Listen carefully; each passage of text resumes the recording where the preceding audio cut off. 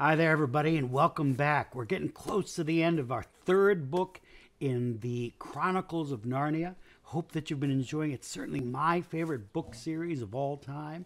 For those of you who are kids from Riverside, I'll miss you guys, miss hugging you and miss seeing you. And hopefully we'll be together again real soon. But if you're visiting with us, we're glad that you're here too and hope you're enjoying the story. If you'll remember the last chapter, we ended with the Dawn Treader about to leave Ramandu's island and about to sail on towards the east and toward the end of the world. So we start with chapter 15, The Wonders of the Last Sea. Very soon after they had left Ramandu's country, they began to feel that they had already sailed beyond the world. All was different. For one thing, they all found that they were needing less sleep. One did not want to go to bed, nor eat much, nor even talk except in low voices. Another thing was the light. There was too much of it. The sun, when it came up each morning, looked twice, if not three times, its usual size. And every morning, which gave Lucy the strangest feeling of all, the huge white birds singing their song with human voices in a language no one knew, streamed overhead and vanished astern on their way to their breakfast at Aslan's table. A little later, they came flying back and vanished into the east. "How beautifully clear the water is," said Lucy to herself as she leaned over the port side early in the afternoon on the second day. And it was. The first thing that she noticed was a little black object about the size of a shoe traveling along at the same speed as the ship. For a moment, she thought it was something floating on the surface. But then there came floating past a bit of stale bread which the cook had just thrown out of the galley, and the bit of bread looked as if it were going to collide with the black thing, but it didn't. It passed above it, and Lucy now saw that the black thing could not be on the surface. Then the black thing suddenly got very much bigger and flicked back to its normal size a moment later. Now Lucy knew that she had seen something just like that happen somewhere else, if only she could remember where. She put her hand to her head and screwed up her face and put out her tongue in an effort to remember. And at last she did. Of course. It was like what you saw from a train on a bright sunny day. You saw the black shadow of your own coach running along the fields at the same pace as the train. Then you went into a cutting, and immediately the same shadow flicked close up to you and got big, racing along the grass of the cutting bank. Then you came out of the cutting and flicked once more. The black shadow had gone back to its normal size and was running along the fields. "It's our shadow, the shadow of the Dawn Treader," said Lucy. "Our shadow running along on the bottom of the sea. That time when it got bigger, it went over a hill. But in that case, the water must be clearer than I thought. Good gracious, I must be seeing the bottom of the sea, fathoms and fathoms down." As soon as she had said this, she realized that the great silvery expanse which she had been seeing, without noticing, for some time was really the sand on the seabed, and that all sorts of darker and brighter patches were not lights and shadows on the surface, but real things on the bottom. At present, for instance, they were passing over a mass of soft, purply green with a broad, winding strip of pale gray in the middle of it. But now that she knew it was on the bottom, she saw it much better. She could see that bits of the dark stuff were much higher than other bits and were waving gently. "Just like trees in a wind," said Lucy. "And I do believe that's what they are. It's a submarine forest." They passed on above it, and presently the pale streak was joined by another pale streak. "If I was down there," thought Lucy, "that streak would be just like a road through the wood. And that place where it joins the other would be a crossroads. Oh, I do wish I was.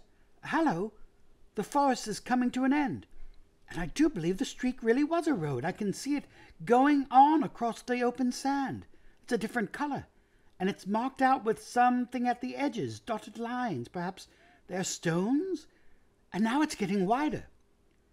But it was not really getting wider. It was getting nearer. She realized this because of the way in which the shadow of the ship came rushing up toward her, and the road, she felt sure it was a road now, began to go in zigzags. Obviously, it was climbing up a steep hill. And when she held her head sideways and looked back, what she saw was very like what you see when you look down a winding road from the top of the hill. She could even see the shafts of sunlight falling through the deep water on the wooded valley, and in the extreme distance, everything melting away into a dim greenness. But some places, the sunny ones, she thought, were ultramarine blue. She could not, however, spend much time looking back. What was coming into view in the forward direction was too exciting. The road had apparently now reached the top of the hill and ran straight forward. Little specks were moving to and fro on it, and now something most wonderful, fortunately in full sunlight, or as full as it can be when it falls through fathoms of water, flashed into sight. It was knobbly and jagged and of a pearly or perhaps ivory color. She was so nearly straight above it that at first she could hardly make out what it was, but everything became plain when she noticed the shadow. The sunlight was falling across Lucy's shoulders, so the shadow of the thing lay stretched out on the sand behind it, and by its shape she saw clearly that it was a shadow of towers and pinnacles, minarets and domes.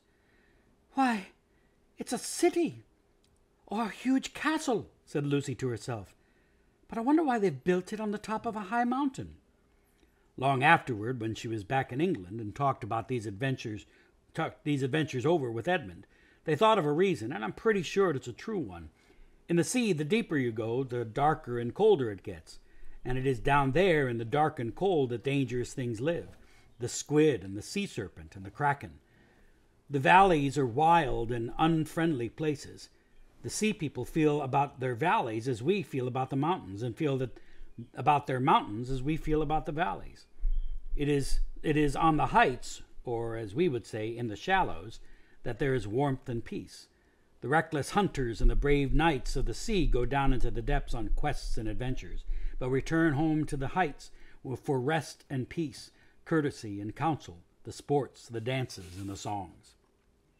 They had passed the city, and the seabed was still rising. It was only a few hundred feet below the ship now. The road had disappeared. They were sailing above an open park-like country, dotted with little groves of brightly colored vegetation. And then Lucy nearly squealed aloud with excitement. She had seen people.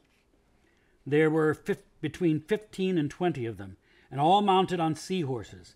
Not the tiny little seahorses which you may have seen in museums, but horses rather bigger than themselves. They must be noble and lordly people, Lucy thought, for she could catch the gleam of gold on some of their foreheads, and streamers of emerald or orange-colored stuff fluttered from their shoulders in the current. And then, "Oh, bother these fish," said Lucy, for a whole shoal of small fat fish, swimming quite close to the surface, had come between her and the sea people. But though this spoiled her view, it led to the most interesting thing of all.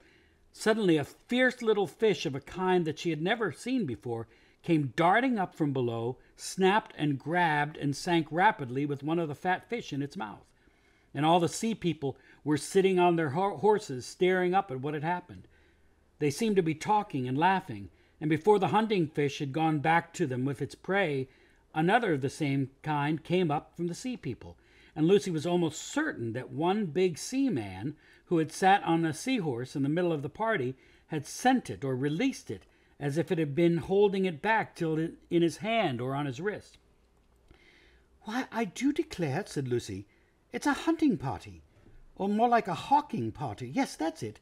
They ride out with these little fierce fish on their wrist, just as we used to ride out with falcons on our wrist when we were kings and queens at Cair Paravel long ago, and then let them fly, or I suppose I should say swim them, at the others. How—" She stopped suddenly because the scene was changing. The sea people had noticed the Dawn Treader. The shoal of fish had scattered in every direction. The people themselves were coming up to find out the meaning of this big black thing which had come between them and the sun. And now they were so close to the surface that if they had been in air instead of water, Lucy could have spoken to them. There were men and women both. All wore coronets of some kind, and many had chains of pearls. They wore no other clothes. Their bodies were the color of old ivory, their hair dark purple. The king in the center, no one could mistake him for anything but a king, looked proudly and fiercely into Lucy's face, and shook a spear in his hand. His knights did the same. The faces of the ladies were filled with astonishment.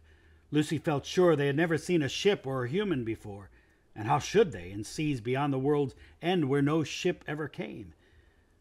"What are you staring at, Lou?" said a voice close beside her. Lucy had been so absorbed in what she was seeing that she started at the sound, and when she turned she found that her arm had gone dead from leaning so long on the rail in one position. Drinian and Edmund were beside her. "Look," she said. They both looked, but almost at once Drinian said in a low voice, "Turn round at once, your majesties, that's right, with our backs to the sea, and don't look as if we were talking about anything important." "Why, what's the matter?" said Lucy as she obeyed. "It'll never do for the sailors to see all that," said Drinian. "We'll have men falling in love with a sea woman, or falling in love with the undersea country itself and jumping overboard. I've heard of that kind of thing before in strange seas. It's always unlucky to see these people." "But we used to know them," said Lucy, "in the old days at Cape Aravel, when my brother Peter was High King. They came to the surface and sang at our coronation." "I think that must have been a different kind, Lou," said Edmund. "They could live in the air as well as underwater. I rather think these can't. And by the look of them, they'd have surfaced and started attacking us long ago if they could. They seem very fierce." "At any rate," began Drinian, but at that moment two sounds were heard. One was a plop. The other was a voice from the fighting top shouting, "Man overboard!" Then everyone was busy. Some of the sailors hurried aloft to take in the sail. Others hurried below to get to the oars, and Rince, who was on duty on the poop, began to put the helm hard over so as to come round and back to the man who had gone overboard. But by now everyone knew that it wasn't strictly a ban. It was Reepicheep. "Drat that mouse," said Drinian. "It's more trouble than all the rest of the ship company put together. If there's any scrape to be got into, it will get into it. It ought to be put in irons, keyholed, marooned, have its whiskers cut off. Can anyone see the little blighter?" All this didn't mean that Drinian really disliked Reepicheep. On the contrary, he liked him very much, and was therefore frightened about him, and being frightened put him in a bad temper, just as your mother is much angrier for you running out into a road in front of a car than a stranger would be. No one, of course, was afraid of Reepicheep's drowning, for he was an excellent swimmer, but the three who knew what was going on below the water were afraid of those long, cruel spears in the hands of the sea people. For a few minutes the Dawn Treader had come around, and everyone could see the black blob in the water, which was Reepicheep. He was chattering with the greatest excitement, but as his mouth kept on getting filled with water, nobody could understand what he was saying. "He'll blurt the whole thing out if we don't shut him up," said Drinian. To prevent this, he rushed to the sailors and lowered a rope himself, shouting to the sailors, all right, back to your places. I hope I can heave a mouse up without help." And as Reepicheep began climbing up the rope, not very nimbly because his wet fur made him heavy, Drinian leaned over and whispered to him, "Don't tell, not a word." But when the dripping mouse had reached the deck, it turned out not to be at all interested in the sea people. "Sweet," he cheeped. "Sweet, sweet." "What are you talking about?" asked Drinian crossly. "And you needn't shake yourself all over me, either." "I tell you the water's sweet," said the mouse.